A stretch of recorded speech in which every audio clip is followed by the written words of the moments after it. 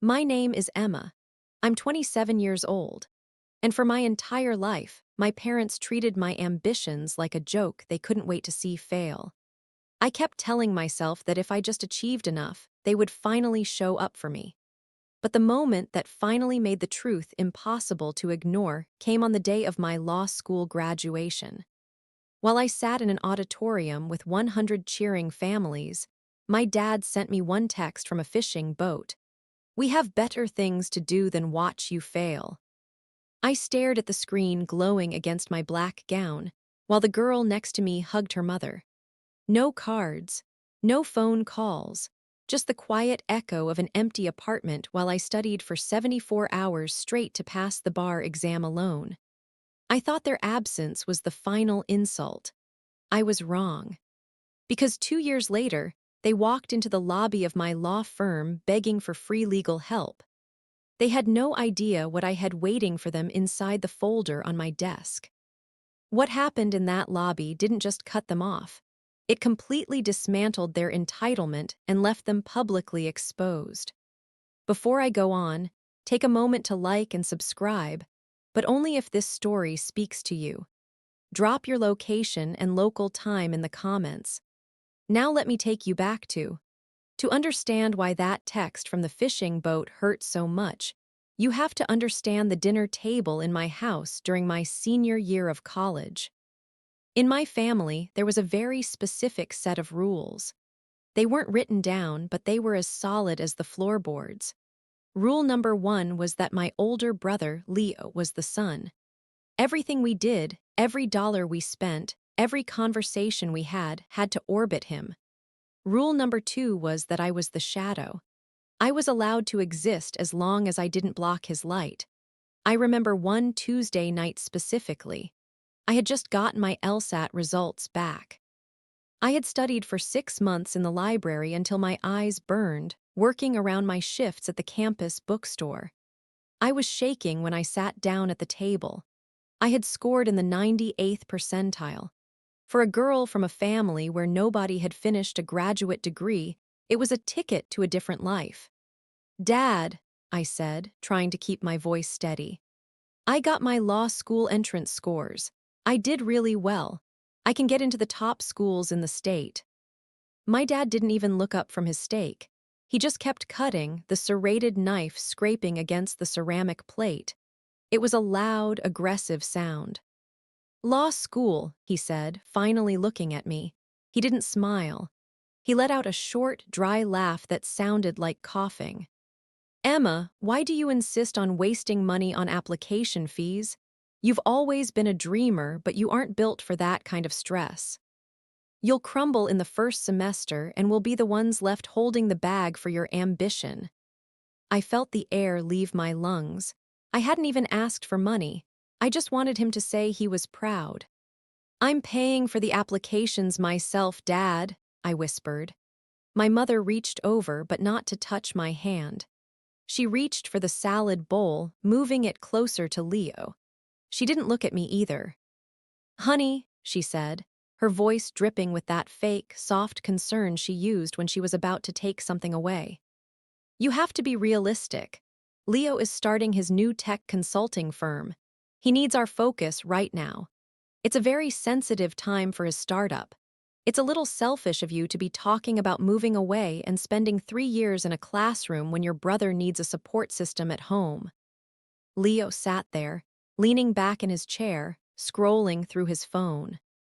He was 24, living at home, and his startup was mostly him buying expensive laptops on my parents' credit cards. He didn't even look up to acknowledge that I was in the room. He just tapped the screen and muttered something about needing a better office chair. That was the family law. Leo's potential was a fact. My reality was a nuisance. The next morning, the financial reality hit. I was working 20 hours a week at the bookstore and another 15 at a diner near campus. I was saving every penny for a security deposit on an apartment for when I graduated. I kept my cash in a shoebox under my bed, hidden behind my old yearbooks. I came home from my shift at the diner to find my dad sitting on my bed. The shoebox was open. He was counting my money. "What are you doing?" I asked. My heart was thumping against my ribs. "Leo's truck payment is due," he said, not missing a beat. He didn't look guilty. He looked annoyed that I was catching him. "He's had a slow month with the business. Since you're living under this roof and eating our food, you're going to contribute. Consider this your rent." "That's $800, I said. "That's my savings. I need that for my future." "Your future is a hobby, Emma," he said, standing up and shoving the wad of bills into his pocket. "Leo's business is a career. Stop being dramatic. If you really want to be a lawyer, learn how to handle a loss." He walked past me, bumping my shoulder as he went. I stood in my room, looking at the empty shoebox. I realized then that I wasn't a daughter to them. I was a resource. I was a battery they were draining to keep Leo's lights on. That was the first time I realized they didn't just want me to help. They wanted me to stay small so I would always be available to bleed for him. A few weeks later, I tried one more time. I thought maybe if they saw the actual acceptance letters, it would change things. I got into 3 top-tier programs. I left the letters on the kitchen island. When I came home that evening, my mother was using my acceptance letter from the University of Michigan as a coaster for her wine glass. There was a purple ring of stained condensation right over the word congratulations. "We talked about this, Emma," she said, sighing as if I was a difficult child. "It's just not the right time for the family. We need you here. Leo thinks he's found a lead on a big contract in the city, and he'll need you to help him with the filing and the office work. You're so good at details." "I'm not his secretary, Mom," I said. "No," she said, her eyes narrowing. "You're his sister. And in this family, we take care of the people who are actually going to make something of themselves." I took the letter from under her glass. The paper was soggy and ruined. I didn't cry. I went to my room, packed a single duffel bag, and realized that if I was going to survive, I had to be my own family. I worked double shifts for the rest of the semester. I slept 4 hours a night. I stopped eating dinner at the table. I became a ghost in my own house. I watched them buy Leo a new suit for a networking event that turned out to be a party at a club. I watched them praise him for hustling while he slept until noon. Every time I walked through the living room, my dad would make a comment. "Still got those law books, huh? Better keep the receipts. You'll need the refund money when you drop out." I stopped answering. I stopped explaining. I just kept my head down and worked. I knew what they were doing. They were trying to mock me into submission. They wanted me to believe I was a failure before I even started because a failure is easy to control. A lawyer is much harder to bully. That was the foundation of everything. They weren't just neglecting me. They were actively rooting for my collapse. It made the silence of my graduation day 2 years later make perfect sense. They didn't show up because my success was a direct violation of the rules they had built. I was the scapegoat. And the scapegoat isn't allowed to win. The acceptance letter was still damp with wine when I moved the last of my things into a windowless basement apartment 3 miles from campus. It smelled like laundry detergent and old pipes, but it was the first place where I didn't have to check the shoebox under my bed every time I came home. I thought that by leaving, I had finally stopped the bleeding. I thought the cost of my independence would just be a few years of ramen and cold coffee. I was wrong. The real cost wasn't what I was losing. It was what they were willing to take to keep the family myth alive. 3 weeks into my first semester of law school, I realized I was $4,000 short for the spring tuition installment. My savings had been gutted by my father's rent collection, and the private loans I'd secured only covered the basics. I didn't want a handout. I didn't even want a gift. I just needed a co-signer. With a co-signer, the interest rate would drop, and the bank would release the rest of the funds. I called my father. It was a Tuesday evening. I could hear the television blaring in the background, some sports game Leo was watching. Dad, I'm calling because I hit a wall with the financial aid office, I said, trying to sound professional like the lawyer I was training to be. I just need a signature for a supplemental student loan. It doesn't cost you anything. I'll be the one making the payments. I just need your credit score to back the application. There was a long silence. I heard the crunch of a chip. Emma, he said, and his voice was colder than the basement I was sitting in. I've told you before, I'm not tying my financial reputation to a sinking ship. You went off on this little ego trip against our advice. If you can't afford to play the part, then come home and get a real job. I'm not risking my credit on a degree you'll probably never finish. I'm at the top of my torts class, Dad, I said, my voice cracked. I'm finishing, I just need a signature. The answer is no, he snapped. Don't ask again. It's irresponsible of you to even suggest it when your brother is actually out here building something. He hung up. I sat there staring at my textbooks. The damage was real now. Without that signature, I'd have to drop 2 classes and work 40 hours a week just to stay enrolled part-time. It would add 2 years to my degree. It would mean more time living in a basement, more time being the failure they wanted me to be. The next morning, I opened Instagram. It was a habit I should have broken months ago.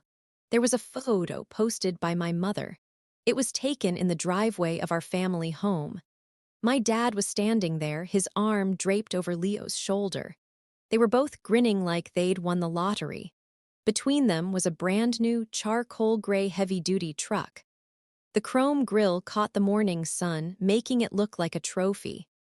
The caption read, "So proud of our entrepreneur, a new ride for a new chapter." Leo's business is taking off and he deserves the best tools for the job. Family first success, golden boy.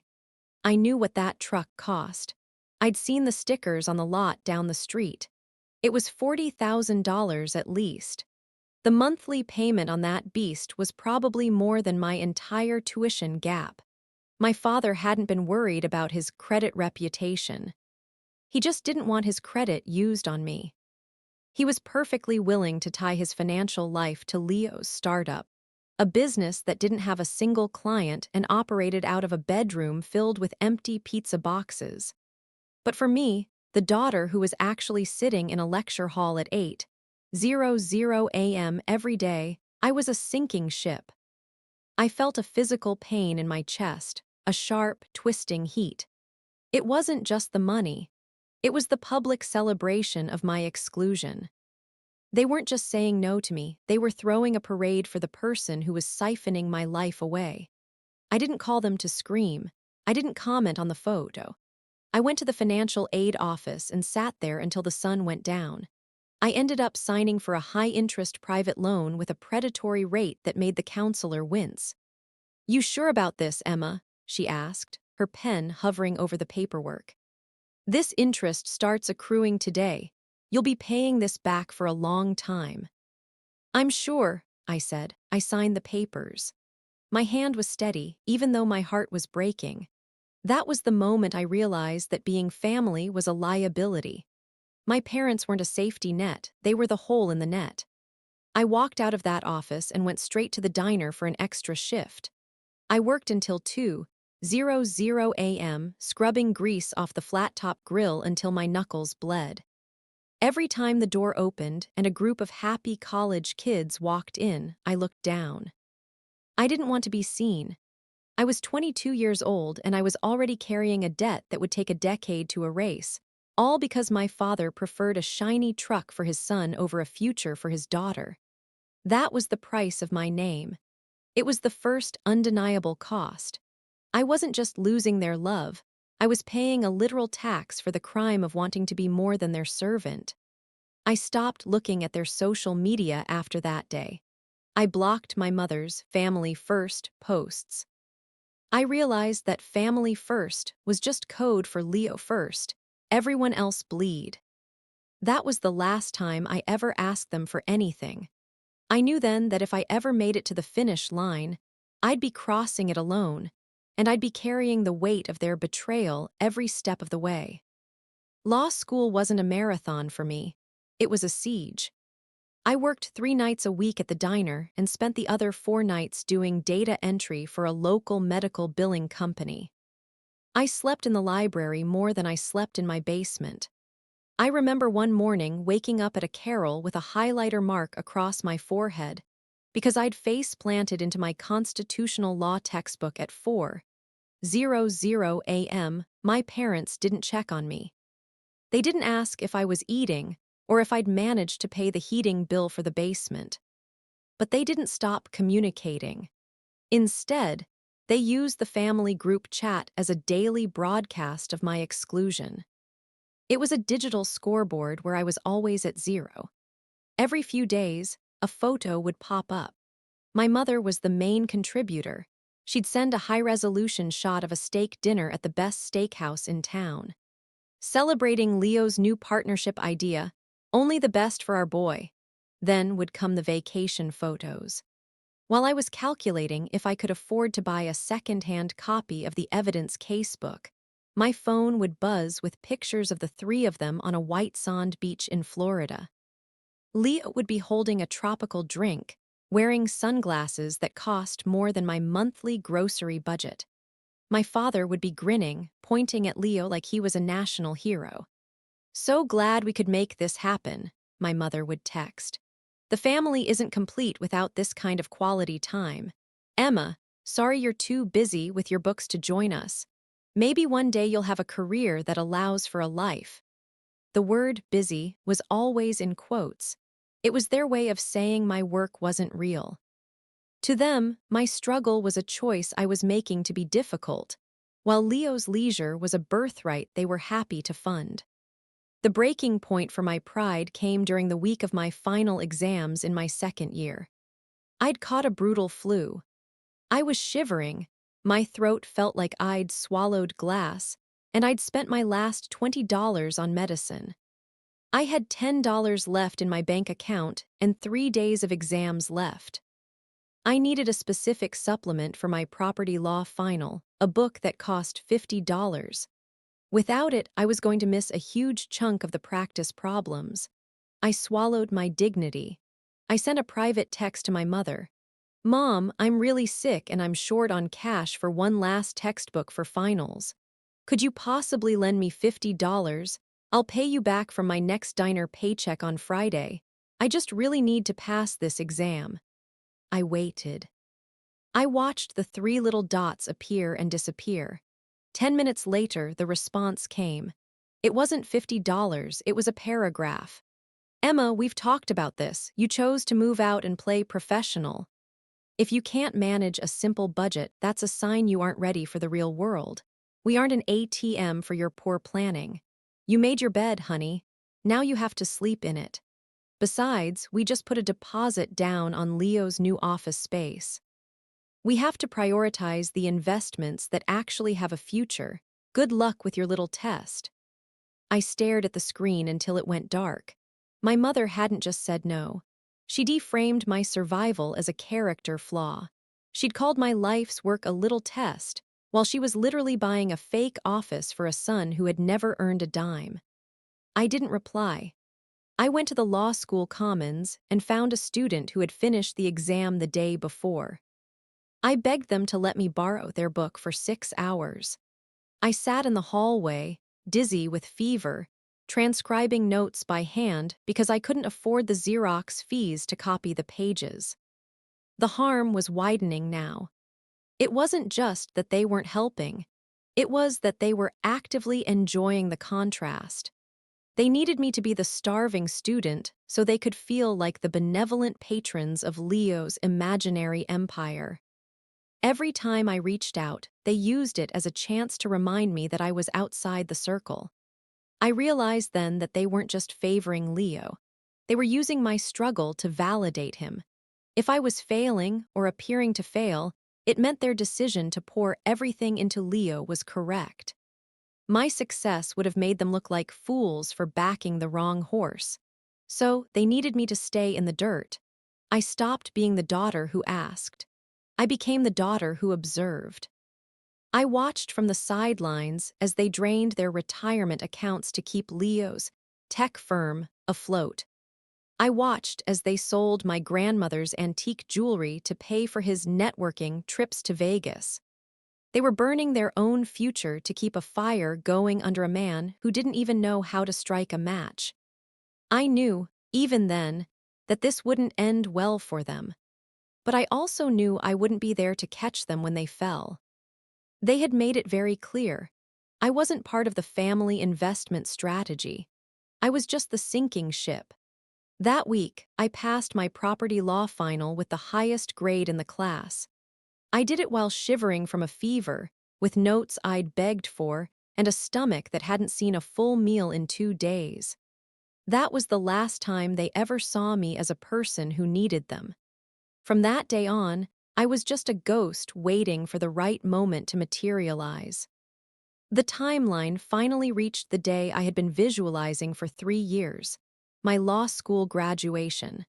I woke up at 5:00 a.m. in my basement apartment.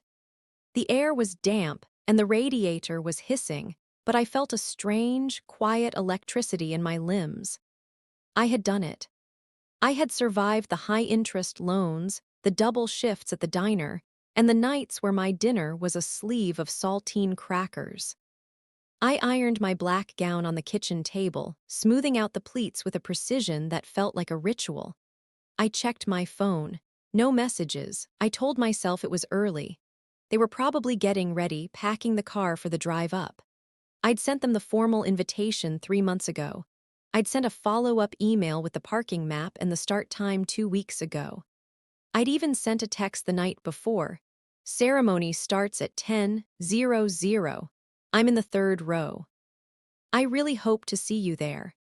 By 9:30 a.m., I was standing in the courtyard of the law school, surrounded by a sea of black robes and mortarboards. The air was thick with the smell of expensive perfume and blooming lilacs. Everywhere I looked, there were fathers adjusting their daughters' tassels and mothers dabbing their eyes with lace handkerchiefs. It was a carnival of family pride. I stood by a stone pillar, clutching my program. My phone was heavy in my pocket. Every time it vibrated, my heart took a leap, but it was always just a news alert or a promotional email. I took my seat in the third row. The girl next to me, Sarah, was vibrating with excitement. Her entire extended family was in the balcony, waving a giant poster that said, "Go Sarah, our favorite Esquire." She kept leaning over to me, pointing them out. "Where's your crew sitting, Emma?" she asked, her eyes bright. "They're on their way," I said. It was a lie that tasted like copper. The ceremony began. The dean started a long speech about the weight of the law and the responsibility we now carried. I didn't hear a word of it. I was staring at the heavy oak doors at the back of the auditorium, waiting for 2 people to slip in late. I imagined my dad grumbling about traffic and my mom smoothing her dress as they found seats in the back. I wanted that more than I wanted the degree. An hour into the ceremony, while a guest speaker was talking about pro bono work, my phone buzzed with a long, sustained vibration. A text. I pulled it out, shielding the glow with my gown. It was from my father. "We have better things to do than watch you fail." I stared at the words. I read them 4 times, waiting for them to change. I thought maybe it was a typo. Maybe he meant watch you sail or something equally nonsensical. But no, the word was fail. Even at the moment of my greatest achievement, even when the evidence of my success was literally being handed to me in a leather-bound folder, he had to frame it as an impending disaster. To him, my graduation wasn't a victory. It was just the beginning of a more public collapse. He didn't want to be a witness to my life unless he could be the one to say, "I told you so." I felt a coldness spread from my chest down to my fingertips. I didn't cry. I couldn't. There were too many people, too much light. I just sat there, the phone screen burning a hole in my lap, while Sarah's mother let out a muffled sob of joy 2 rows behind us. I needed to know what better things looked like. My thumb moved on its own, opening Instagram. The first post at the top of my feed was from my brother, Leo. It had been posted 20 minutes earlier. It was a video shot from the deck of a sleek white fishing boat. The water was a brilliant, sparkling blue. My father was in the frame, wearing a captain hat and holding a beer, laughing as he wrestled a large fish onto the deck. My mother was behind him, cheering, her hair blowing in the wind. The caption read, "Big wins only, hooked a monster today. Best day ever with the best parents. Family trip of a lifetime. Fishing boat life winner's circle family first." They weren't just absent. They were performing their absence. They had chosen a chartered fishing trip, likely paid for with the last of their savings or another credit card in Leo's name, over the one day of my life that actually mattered. They had gone out of their way to show me that their family first policy had a very strict border, and I was on the wrong side of it. The social media posts were a public declaration. They were telling everyone who followed them that I didn't exist. They were erasing me in real time, replacing my hard-won milestone with a fish and a beer. I looked up at the stage. The first names were being called. "Emma Miller," the announcer projected. I stood up. My legs felt like they belonged to a stranger. I walked across the wooden stage, the heels of my shoes clicking in the silence of the room. I shook the dean's hand. I took the diploma. I looked out into the crowd of 300 people. I saw the Go Sarah sign. I saw a grandfather in the front row filming his grandson on an old camcorder. I saw a sea of smiles. I looked at the spot where I had hoped they would be, 2 empty seats in the 10th row. In that moment, something in me didn't just break, it cauterized. The wound was closed by the sheer heat of the insult. I realized that they didn't just misunderstand my ambition. They hated it. They hated that I had done it without them. They hated that they couldn't take credit for the girl on the stage, so they chose to pretend she wasn't there at all. I walked off the stage and back to my seat. I didn't look at my phone again. I didn't check for more photos of the boat. When the ceremony ended, the auditorium erupted. People were hugging, taking selfies, throwing caps. I slipped out a side door before the recessional was even over. I walked 2 miles back to my basement apartment in my gown, carrying my diploma in a plastic bag because it had started to drizzle. I sat on my twin bed and stared at the diploma. Then I opened the bar exam prep books that were waiting for me on the desk. I studied for 10 hours that night. I studied until the sun came up. If they wanted to watch me fail, they were going to be waiting a long time. I was done being the shadow. I was going to become the storm. Passing the bar exam was a quiet affair. I didn't check my phone for a congratulations text that I knew wasn't coming. I didn't post a photo of my license. Instead, I put on my only blazer, walked into the offices of Sterling and Vance, and started my life as a junior associate in corporate litigation. The firm was a world of glass, steel, and high-pressure silence. It was exactly where I belonged. I didn't need a family to cheer for me. I needed a partner to give me a stack of depositions and a deadline. I worked harder than anyone in my cohort because I had no safety net to catch me if I slipped. If I lost this job, I was back in the basement. That fear was a better fuel than any parental encouragement could have been. 6 months in, I caught the eye of Marcus Thorne. He was a senior partner, a man who looked like he was carved out of granite and spoke in sentences that never wasted a syllable. He was lead counsel on the firm's highest-stakes financial fraud cases. Most associates were terrified of him. I just saw someone who valued results over bloodlines. One night around 9:00 p.m., he walked into my cubicle. He dropped a 300-page file on my desk. "Miller," he said. "The defense in the Vanguard case just dumped 4 years of ledger entries on us. They think we won't find the ghost accounts before the Tuesday hearing. Prove them wrong." I didn't ask how. I didn't complain about the hour. I just looked at him and said, "I'll have the reconciliation on your desk by Monday morning." I stayed in the office for 72 hours. I lived on vending machine coffee and the sheer adrenaline of the hunt. By Sunday afternoon, I found the inconsistency, a series of wire transfers to a shell company in the Cayman Islands that matched the CEO's personal gambling debts to the penny. When I presented it to Marcus, he didn't throw a party. He just looked at the spreadsheet, looked at me, and nodded once. "Good eye, Miller," he said. "You have a knack for seeing through people's stories. Most lawyers get distracted by the noise. You look for the rot." "I grew up around people who built their lives on noise, Mr. Thorne," I said. "I'm used to looking for what's hidden." He leaned back in his leather chair. "In this firm, the only thing that matters is the truth you can prove. Your family history, your connections, your pedigree, none of that wins a trial. Only the work wins. You're doing the work." That was the backup I needed. It wasn't a hug or a fishing trip. It was the clarity of being judged solely on my output.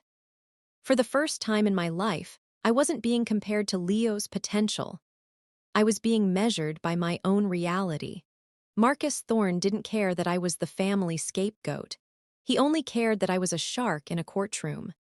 Over the next 2 years, I built a life that was entirely my own. I moved into a high-rise apartment with floor-to-ceiling windows. I bought a car that I paid for with my own bonuses. I grew a wardrobe of sharp, expensive suits that felt like armor. I was wealthy, I was respected, and I was completely independent. I had changed my phone number and blocked my parents on all platforms. I didn't know if Leo's business had finally collapsed or if they were still funding his delusions. I didn't care. I had pruned them out of my life like a dead branch. The silence wasn't lonely, it was peaceful. I had finally reached the point where I didn't need them to see me. I saw myself. But the past has a way of turning up in the most professional places.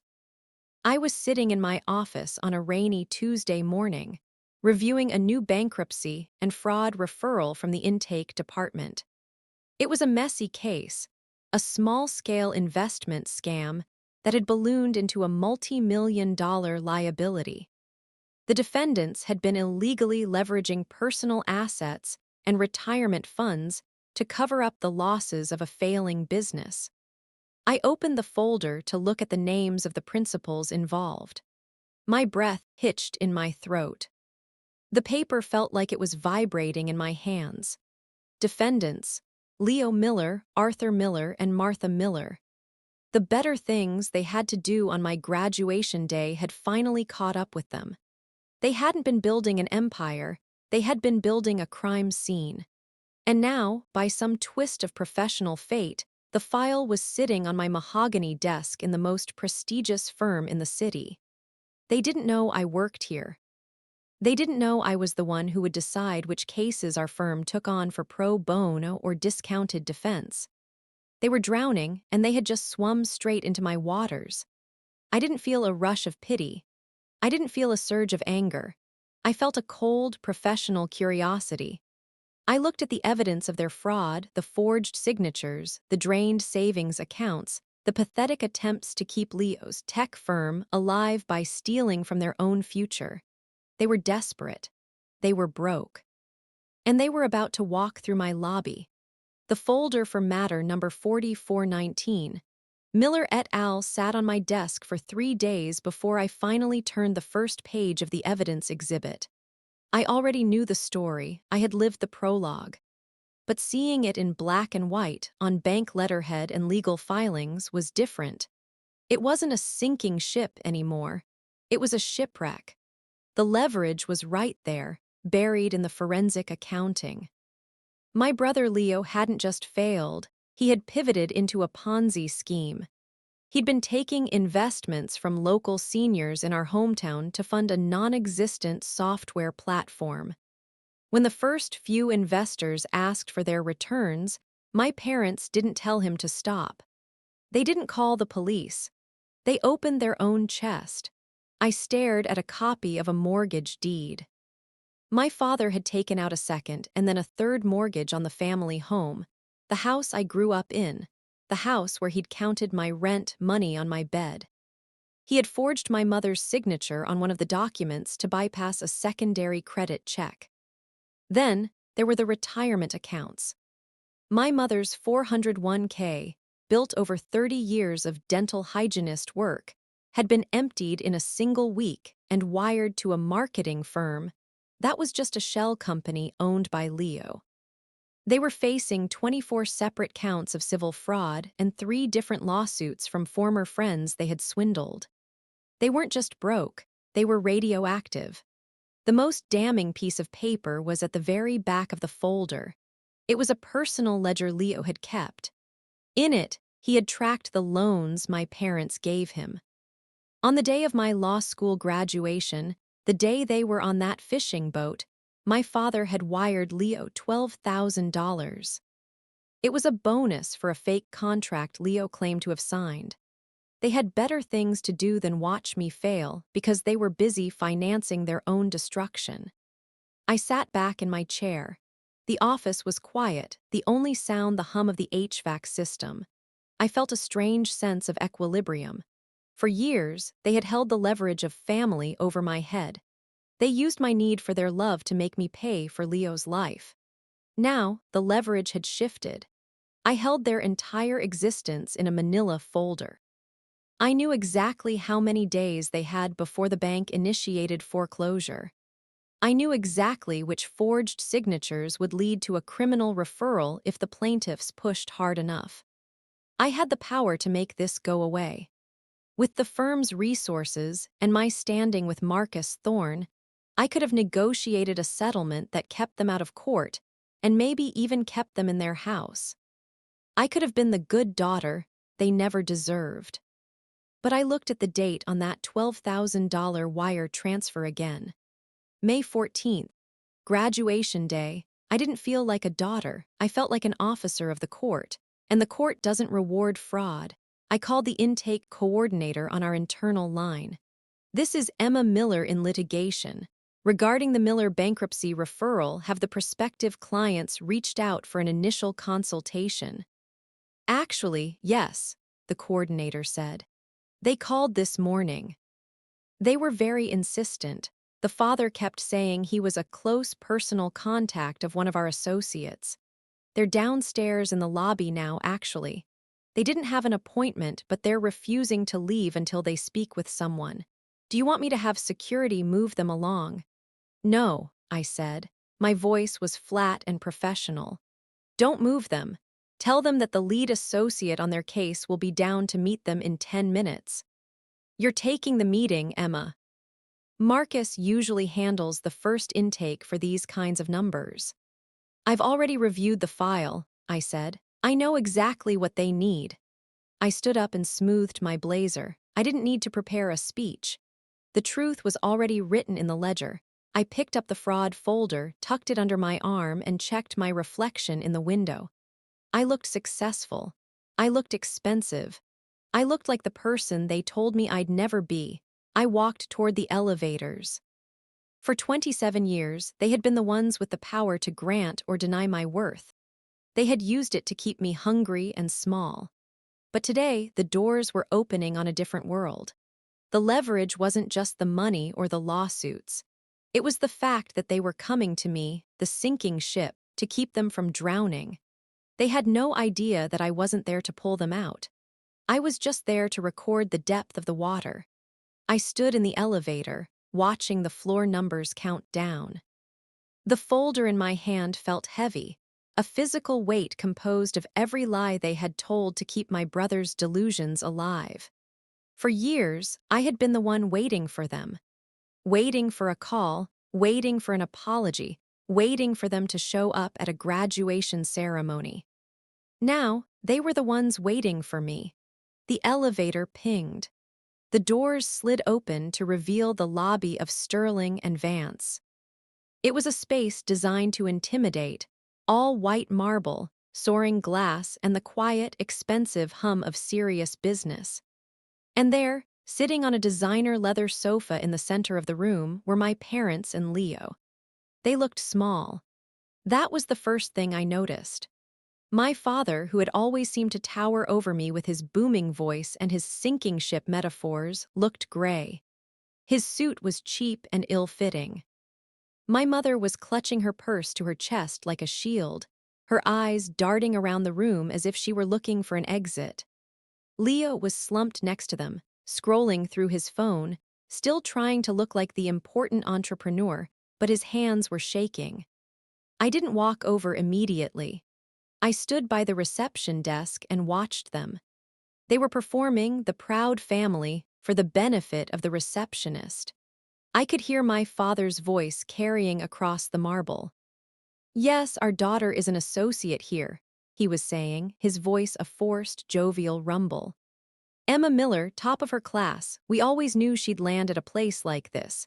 We're just here for a quick family consultation. Professional courtesy, you understand." The receptionist, a polished woman named Clara who knew exactly who I was, gave a tight, professional smile. She caught my eye and nodded. I walked toward them. My heels made a sharp, rhythmic sound on the stone. It was the sound of someone who belonged in this room. My mother was the first to see me. She stood up so fast she almost tripped over her own feet. "Emma, oh honey, look at you. This office is just, it's so you." She reached out as if to hug me, but I stepped back, holding the folder between us. I didn't smile. I didn't offer a hand. I treated them exactly like I would treat any other prospective client who had walked in off the street without an appointment. "Mr. and Mrs. Miller," I said. "Leo." My father stood up, his face reddening. He tried to reclaim his old authority.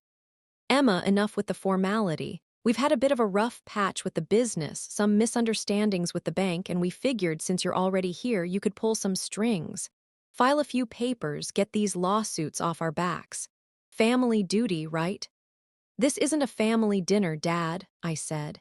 "This is a law firm. And you are here because you are facing total financial ruin and potential criminal charges for fraud." Leo finally looked up from his phone. "Look, Emma, don't be like that. We're in a hole. We need a big-name firm to scare these people off. You owe us for everything we did to get you through school." I looked at him. I looked at the brother who had cost me my savings, my peace, and my parents' loyalty. "You didn't get me through school, Leo. I got me through school. While you were buying trucks, I was scrubbing grease off grills." "Emma, please," my mother whispered, her voice cracking. "They're going to take the house. They sent a notice yesterday. You have to do something. You're a lawyer now. You have the power." I looked around the lobby.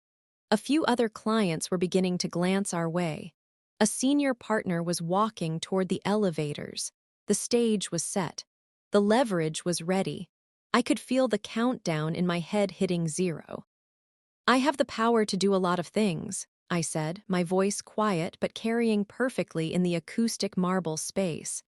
"But I don't work for free, and I don't work for people who forge signatures and steal from retirement accounts." My father's face went from red to a dangerous purple. "You listen to me." "No," I interrupted, stepping closer so I was looking him directly in the eye. "You listen to me. I've read the file. I know about the $12,000 wire transfer on my graduation day.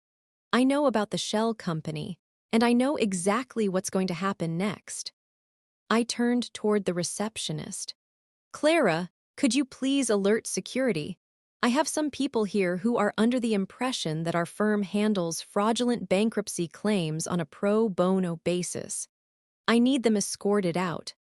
My mother gasped. My father stepped forward, his hand raised as if he were still back at the kitchen table, but he stopped when he saw 2 uniformed security guards step away from their stations. This was the threshold. For 27 years, they had been the ones to shut the door on me. "I'll see you in court," I said, "but I won't be sitting at your table." I turned my back on them and started walking toward the private consultation rooms. I didn't look back. I didn't need to. I could hear my father starting to yell, the sound of his desperation echoing off the expensive glass walls. The reversal was beginning, and for the first time in my life, I wasn't the one being left behind. I didn't lead them to a conference room. I didn't give them the dignity of a closed door or a cushioned chair. I stopped right there, in the center of the marble floor, under the soft glow of the recessed lighting. This was the arena they had chosen by walking in here, and I was going to make sure the acoustics were perfect. "Emma, for God's sake," my father hissed, his voice dropping into that low, threatening register he used when I was 10 and he wanted me to stop crying. "Take us to your office. People are looking." "People should look," I said. I opened the folder. The first page was the ledger of the shell company Leo had used to funnel the investments from the local seniors back home. "Because what's in this folder isn't a family matter, it's a series of felonies." "We're not here for a lecture," Leo snapped. He tried to step toward me, but a security guard shifted his weight and Leo froze. "We're here because you're a Miller, you're our blood. You have an obligation to protect us from these people trying to take what's ours." "What's yours?" I asked. I pulled out a color copy of the third mortgage. "Is it the house that belongs to the bank now because you forged Mom's signature to keep Leo's fake business afloat? Or is it the retirement fund that's currently sitting at $0 because you decided a fishing trip of a lifetime was more important than your own future?" My mother's face went white. She looked at the paper in my hand like it was a snake. "Emma, we did that for the family. We did it for your brother. He was so close to a breakthrough. We all had to make sacrifices." "I was the only one who sacrificed, Mom," I said. "You and Dad didn't sacrifice. You gambled. You gambled with your house, your reputation, and your daughter's life, and you lost." "Now you listen to me," my father roared. The sound echoed off the glass, sharp and ugly. A group of paralegals near the elevator stopped talking. A partner I'd worked with twice looked up from his tablet, his brow furrowed. "You are going to take this case. You're going to find a loophole. You're going to tell these people that we're good, hardworking folks who got cheated by the system. You owe us. We raised you, we fed you. We gave you a roof over your head when you were nothing but a burden with those useless books." I let the silence hang after his shout. It was a heavy, suffocating silence. He looked around, realizing he was the only one screaming. He looked like a man who had brought a knife to a gunfight and was realizing the blade was blunt. "You fed me," I asked, my voice coming out steady and cold. "You stole $800 from under my bed. You refused to sign a loan that wouldn't have cost you a cent. You told me I was a sinking ship, while you were literally drilling holes in your own hull to keep Leo's ego afloat." I turned the page in the folder to the wire transfer from graduation day. "On May 14th, the day I was sitting in an auditorium alone, you sent a text saying you had better things to do than watch me fail." Those better things were $12,000 wired to Leo's account for a vacation. You weren't watching me fail. You were actively paying for your own collapse. "That's enough," Leo said, his voice cracking. "You're embarrassing us." "No, Leo, you embarrassed yourselves the moment you decided that stealing from your neighbors was a business model," I said. I looked back at my father. "You want a loophole. There isn't one. You want a family discount. This firm charges $800 an hour. You couldn't afford 10 minutes of my time. But more importantly, I wouldn't represent you if you walked in here with $1 million in cash. I have a professional reputation built on the truth. You have a lifestyle built on a lie." My father took a step back. He looked at the receptionist, then at the security guards, then at the partners watching from the balcony above. He was calculating the cost of this moment. He saw the way people were looking at him, not as a proud father, but as a predator who had finally been caught in the light. "You're really going to do this," he whispered. "You're going to let them take everything. You're going to let your own mother live in the street. You chose the street, Dad. You chose it every time you chose Leo over reality," I said. "I'm not letting anything happen. I'm just refusing to lie for you anymore." I closed the folder with a sharp thud. The sound was final. "Clara," I said to the receptionist, "these individuals are no longer prospective clients. Please have them removed from the building and add their names to the do not admit list for all firm locations. Emma, please, my mother cried. She reached for my arm, but I stepped back. I have better things to do than watch you fail, I said. The words landed like a physical blow. My father's jaw dropped. He recognized the text. He recognized the echo. For a second, I saw the ghost of the man who used to count my money on my bed, but he was gone. In his place was a broken man in a cheap suit. The security guards moved in. They didn't have to be aggressive. They just placed themselves between me and my family and gestured toward the glass doors. Come on, let's go, the taller guard said. My father tried to hold his head up, tried to walk out like he still had some shred of dignity, but he was stumbling. My mother was sobbing openly now, her purse dangling from her arm.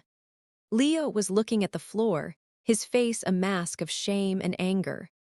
I stood there and watched them go.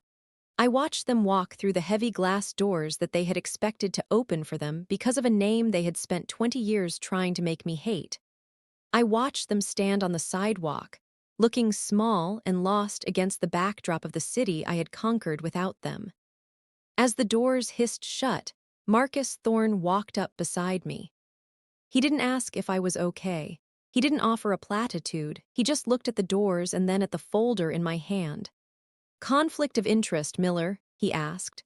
No, sir, I said. A resolution of interest. He nodded, a sharp, professional acknowledgement. Get back to work. We have the Henderson deposition at 2. I'm already on it, I said. I walked back to the elevators. My heart wasn't racing. My hands weren't shaking. I felt a profound, crystalline sense of peace. The room had shifted. The power had been redistributed. And for the first time in my life, the air in the lobby felt like it finally belonged to me. The glass doors of the firm didn't just shut out my parents. They shut out a version of me that had spent 27 years waiting for a seat at a table that was never meant for her. The fallout was swift. A few weeks after the lobby confrontation, I received a formal notice that my parents' house had been foreclosed on. They had 30 days to vacate. I didn't call to offer a guest room. I didn't send a check for a moving truck. I simply filed the notice in a folder labeled Personal Closed. Leo's tech firm vanished like the ghost it always was. The civil lawsuits from the neighbors back home moved forward without a high-tier defense. Without my firm's intervention, they were forced to take a public defender who specialized in basic bankruptcy, not complex fraud. My father lost his pride. My mother lost her social standing. They moved into a cramped, 2-bedroom rental on the edge of town, the kind of place they used to mock me for living in when I was in law school. I heard through a distant cousin that Leo had been indicted on 2 counts of wire fraud. My parents spent the last of their remaining liquid assets on his bail, doubling down on the same bet that had already ruined them. It was a cycle I finally realized I couldn't break, and more importantly, I didn't have to. One evening, about 6 months later, I was staying late at the office. My phone buzzed on the mahogany desk. It was a voicemail from my mother. I almost deleted it without listening, but I wanted to hear the tone of her voice one last time. Emma, she sobbed, her voice sounding thin and old. Please, we're sitting in the dark. They cut the power today. Your father he's not well. He won't stop talking about the fishing trip. He says if we could just go back to that day, everything would be fine. We're your family, Emma. You can't just leave us here to rot. It's not right. It's not what we taught you. I listened to the whole thing. I heard the desperation, the manipulation, and the total lack of an apology. She didn't say she was sorry for the text. She didn't say she was sorry for the money they stole. She only said it wasn't right that I was successful while they were failing. I didn't call back. I deleted the message and watched the notification disappear. That was the last piece of them I allowed in my space. I stood up and walked over to the wall behind my desk. I had finally received the professional framing for my bar admission certificate. I hung it right in the center, perfectly level. Next to it, I placed a small, silver-framed photo. It wasn't a family portrait. It was a photo Sarah's mother had taken of me at graduation, the only one that existed. I was standing alone in my black gown, holding my diploma, looking directly at the camera with a face that knew exactly what it had cost to get there. I looked out the floor-to-ceiling windows. The city lights were a grid of gold and white, stretching out toward the horizon. I wasn't the girl in the basement anymore. I wasn't the shadow. I was the one who owned the view. I sat back down at my desk, picked up my lukewarm coffee, and felt the quiet, heavy peace of a life built on the truth.